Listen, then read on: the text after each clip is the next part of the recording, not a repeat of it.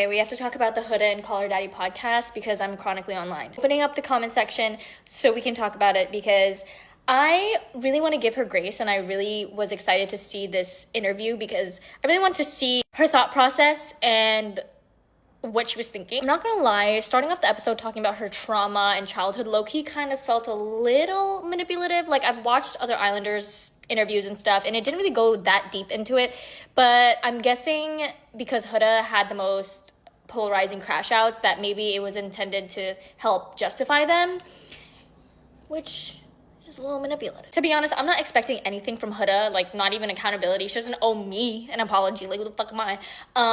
But I was interested to see how she was really going about all of this situation. Like, what is really her thought process? The Chris situation, she'd be like, yes, I should have let him go to sleep. I should have just left him alone, but blah, blah, blah. So to me, it's like, that's not really taking accountability.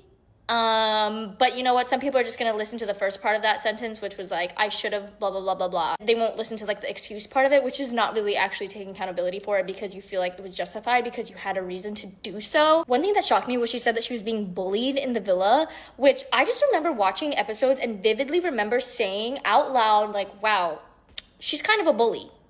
Her even going on that podcast and like talking about her and Chris being intimate and like laughing and saying, oh, he really didn't even go all the way in, saying she had to resort to treating him like a child because she knew that he was awake and he didn't want to cuddle her. Could you imagine if the roles were reversed and a man was saying that about a woman? Jail. And I'm all for someone saying that they don't care about what other people think or they don't give. She kept saying like, I don't give a fuck. I don't give a fuck.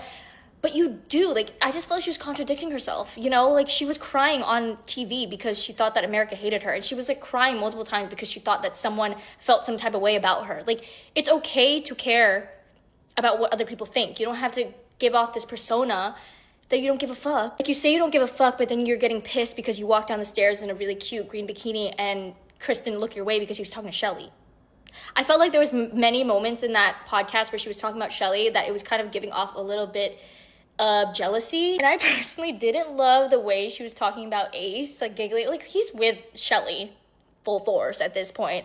And it's like some of the things that you say were a little unnecessary. I know she was talking about how he was all up in her likes before Love Island, but I mean, he was also in Shelly's likes and comments before Love Island. I just was like, what's the disconnect here? There was so much more to that podcast, and I'm honestly surprised that some people were saying that Alex Cooper was doing a bad job, making her look bad because she was being a yes man and enabling her, when let's be real for a second. I didn't like how Alex was laughing at certain conversations that definitely should not have been laughed at, but it's not a therapy session. Alex is not there to right her wrongs. She's there to ask her questions and let Huda be Huda. And if you really think that Alex was the one enabling her, guys, I'm sorry to say, but she's been enabled. She has been enabled before she got on that podcast, okay? All in all, I don't love Huda, I don't hate her, but she is an interesting individual.